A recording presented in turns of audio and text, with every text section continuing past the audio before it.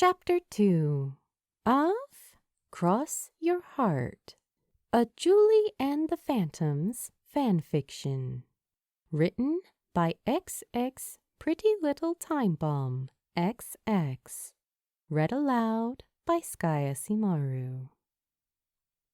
Cross Your Heart, Chapter 2, An Unwavering Believer.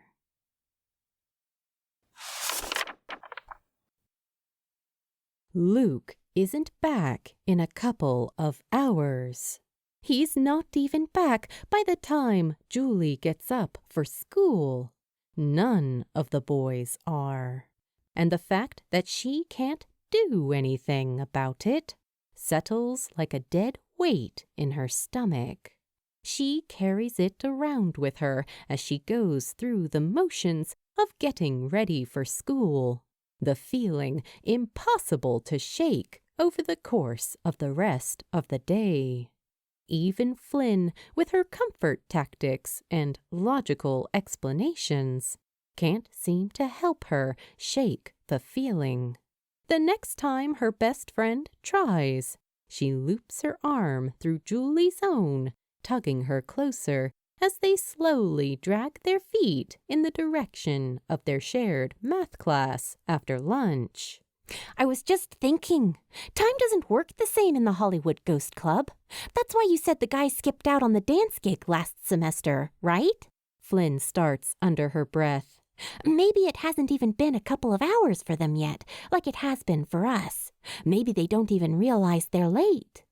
Yeah, maybe, Julie whispers back, mustering up just enough energy to offer the other girl a tight smile for her efforts.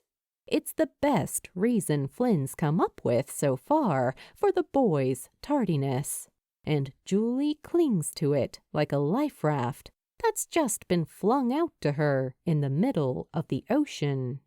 Any semblance of relief is lost when she gets home and makes a beeline for the studio. The boys' continued absence quickly puncturing holes in the feeble bit of hope she'd been holding on to for the last couple of hours. Some of the feelings that follow in light of Luke, Alex, and Reggie's absence are expected, but she's unprepared for the way the silence in the studio gives way to an all-consuming emptiness that makes her bones ache. Julie hadn't noticed it before, but somewhere long before they'd become solid again, she'd gotten used to the boys taking up space in her mother's old studio. Gotten too used to barging in on the three of them, squabbling over something inconsequential. Too used to being able to hear their instruments long before she even caught sight of them, despite the number of times she told them not to play so loud when she wasn't there.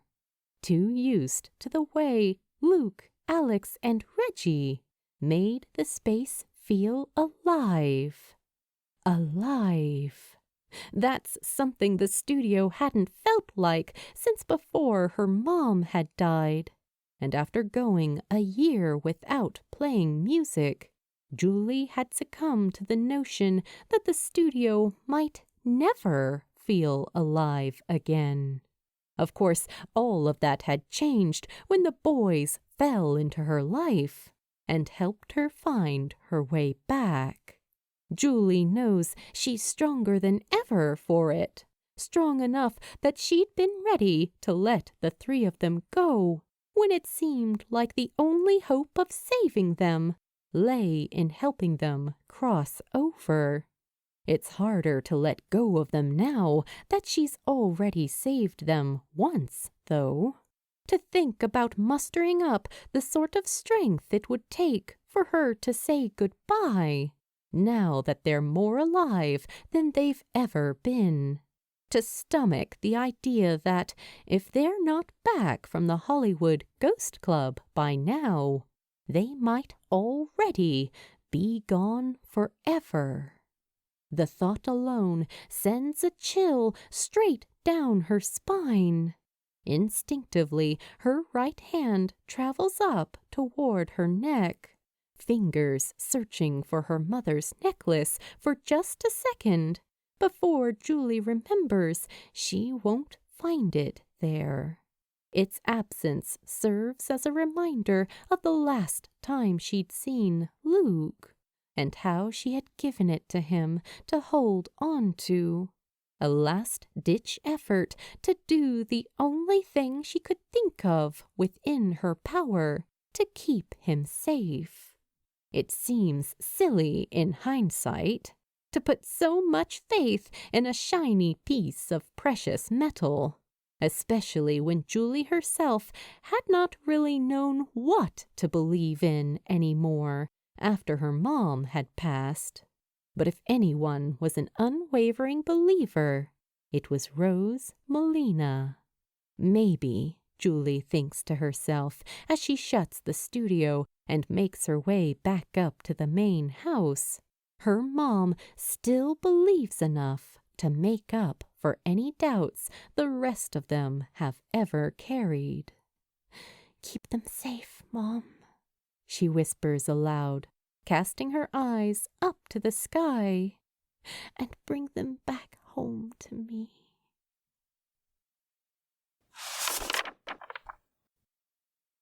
Tia Victoria's there in the kitchen when she makes it inside, shooing her away to the dining room table with a plate loaded up with her famous arroz con pollo. On any other afternoon, Julie would have devoured the hearty helping and still had room left over for a generous portion of her tia's tres leches cake. Tonight she hardly manages more than a couple of bites, and her tia frowns over the sight of all the food she's left untouched when she comes through to ask if she wants seconds. ¿Qué te pasa, mija? ¿Estás bien? She asks, pressing a hand to Julie's forehead and checking for any signs of a temperature. You feeling all right? "I'm fine, tia. Just tired." Julie starts, tearing her eyes away and looking back down at the food in front of her. Her tia doesn't look anything like her mom. But sometimes, in moments like this, everything from the taste of the food she's cooked to the sound of her voice to the warmth of her hand on her forehead reminds Julie so much of her own mother, she can hardly stand it. "Mija." "Really, tia," Julie says quickly. "Just school stuff. It's been a busy year, you know." "Well, all right," her tia replies slowly. She studies Julie for a moment longer before sending her up to bed to get some rest, promising to stash her an extra slice of cake in the back of the fridge where her dad and Carlos won't find it.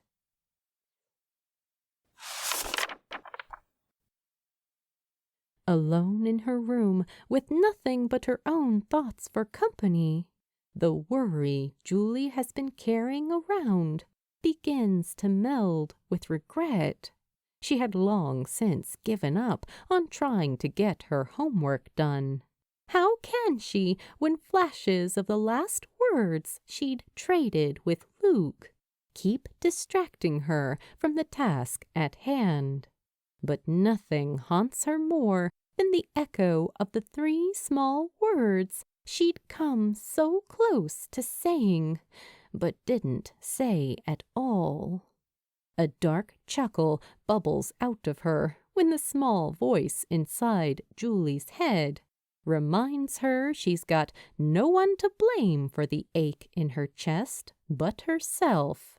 Because if Luke had taught her anything in the short time they'd been in each other's lives, it's that there are few things more regrettable in life than when the right words go left unsaid.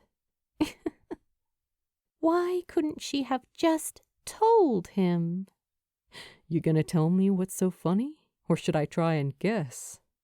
For a moment, even after her eyes catch sight of him standing sheepishly by her bedroom window, Julie thinks her mind is playing tricks on her. But then, under her gobsmacked expression, Luke runs a hand through the hair at the back of his head before he playfully adds, Damn, Jules, you look like you've just seen a ghost. She's on her feet before the last word dies on his lips, flying from her spot on the bed and wordlessly flinging her arms around his neck once she reaches him.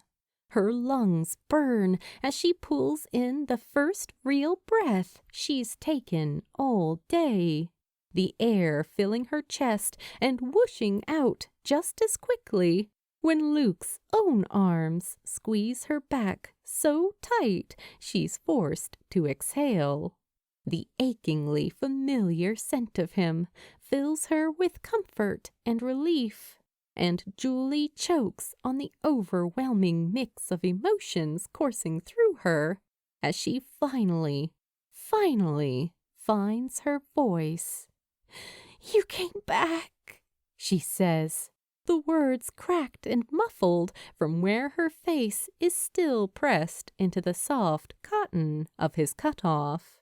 It's far too tempting to stay wrapped up in Luke's arms, but Julie's quick to pull back. His brows pinch together quizzically over how suddenly she disentangles herself from his embrace, but his lips split into a soft smile when he realizes Julie's only done so she can take inventory of him. Her eyes follow her hands as they swoop down the sides of his neck, slipping over his broad shoulders before sliding down his biceps. He doesn't miss the way her speedy exploration slows when she gets to his forearms, her fingers carefully following the path his veins lay out all the way down to his wrists. Julie doesn't say anything, but Luke knows what she's doing, knows that she's checking to make sure he hasn't come back marred with another one of Caleb's sinister stamps. The same bit of dark magic that had almost ripped him away from her the first time. I'm fine, boss, Luke promises. Cross your heart, remember? Are Alex and Reggie? They're fine too, he assures her. Down in the studio with Willie. She should probably ask about Willie and about how they managed to help him escape, but all Julie can do is nod deftly, still too overwhelmed to string more than a few words together at a time. Luckily, Luke takes it upon himself to fill in the silence, distracting her momentarily when he adds, Got your necklace back in one piece, too. You know, I've never really been religious, but there was a moment back there where we all got separated and, well, it doesn't matter now. But what I wanted to say is that even when I was all alone, it didn't really feel like I was alone, you know? He confesses. Anyway, it probably sounds crazy, but I don't know. Maybe your mom was onto something when she said she'd take care of us. He finishes, patting the pendant twice before his hand falls away. In its absence, Julie finds her own hand lifting up to take its place.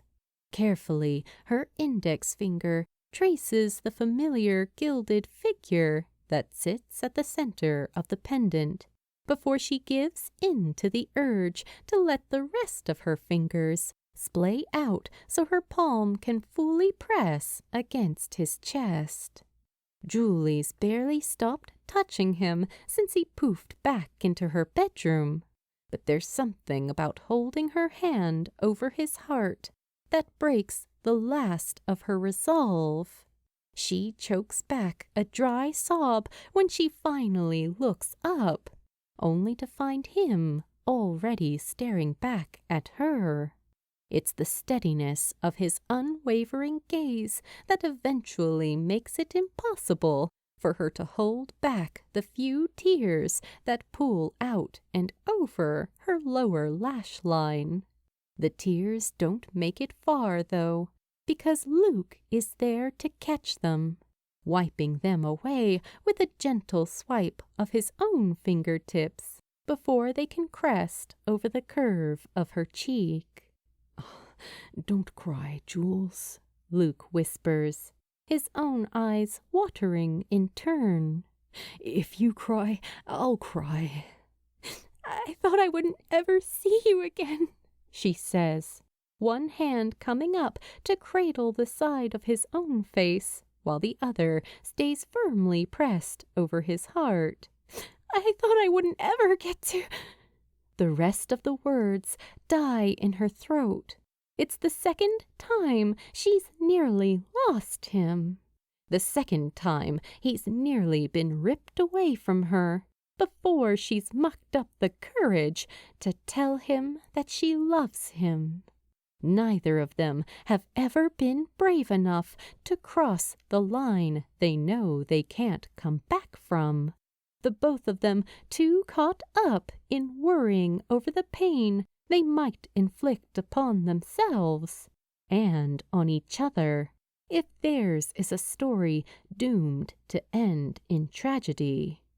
For a while it was enough for Julie to know she could love him in secret, to know that she could tuck the love she's always had for him away in the small moments they share together, right there next to the love that Luke tucks away for her in turn.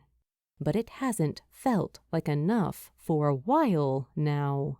And lately, the risk of heartbreak suddenly doesn't seem as terrifying as the thought of losing Luke without ever really letting herself have him at all. Carefully, she lets her eyes sweep over Luke's face, her gaze tracing a path across his brow bone, the slope of his cheeks, the bridge of his nose, before finally coming to settle on the curve of his mouth. Her heart's so full of him, she doesn't even know what to do with all the love she holds inside for him anymore. But there are 3 things Julie does know. She knows she doesn't want to keep it to herself. She knows that she doesn't want to keep on carrying the weight of it on her own anymore. And she knows that she doesn't want to think about living in a world without Luke in it to absorb it all, once everything she feels for him inevitably comes spilling out of her. So she stops thinking past the 3 small words that keep ringing out inside her head. I love you. I love you. I love you. It's the last thought she has before she surges forward, rises up onto her toes, and finally touches her lips to his. Julie has only a split second to question her own impulsivity before all doubt washes away at the feel of Luke's strong arms sliding around her waist before he pulls her flush against him. It's a little bit awkward with one of her hands still trapped between them, but Julie can't find it in herself to care. Not with the heat of one of his own hands blazing a path across the exposed skin of her midriff, the other swooping up to tangle in her hair and cradle the back of her head so he can deepen the kiss with a groan. Luke kisses her back with so much fervor. She's almost certain her racing heart is moments away from flying straight out of her chest. He's addicting and exhilarating in a way music has only ever made her feel before, in the way that making music with him has only ever made her feel before. And Julie doesn't think she'll ever tire of the feeling of getting lost in Luke. Doesn't think there's anything in the world that could convince her to stop now. But then she feels it, the racing thump of a heartbeat fluttering away beneath her palm that Julie almost mistakes for her own. He looks about as punch-drunk as she feels when she pulls away, swaying toward her, his tongue mesmerizingly poking out and licking at his kiss-swollen lips. For a moment she's tempted to chase after it, but the steady beat beneath her palm, keeping time with the heart racing away in her own chest, keeps her at bay. "Luke, your heart!" "It's yours. It's always been yours, Julie," he says without skipping a beat. "No," she says through a shake of her head. "No, your heart, Luke! It's beating!" Too impatient to wait any longer, Julie tugs at the arm Luke's still got looped around her waist before taking his hand in her own, bringing it up to his chest and pressing it into the same spot her own hand had been in just a few seconds prior. It takes a moment for Luke to fully process the words she'd just spoken aloud, but she knows they sink in the moment he feels his own heart beating for the first time in over 25 years.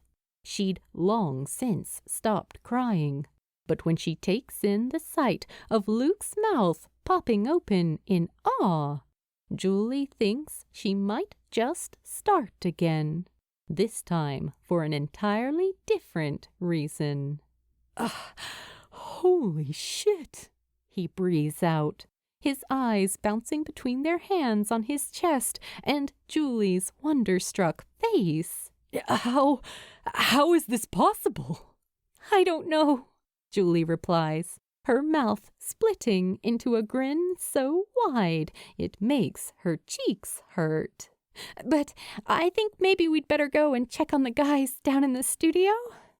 She doesn't want to say it aloud for fear of giving Luke false hope, but Julie's desperate to find out if there have been similar developments in Reggie and Alex.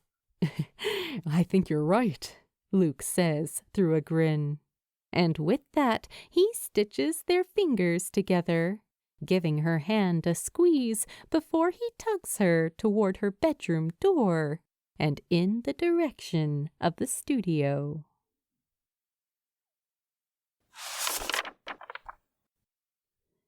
To be concluded in Chapter 3.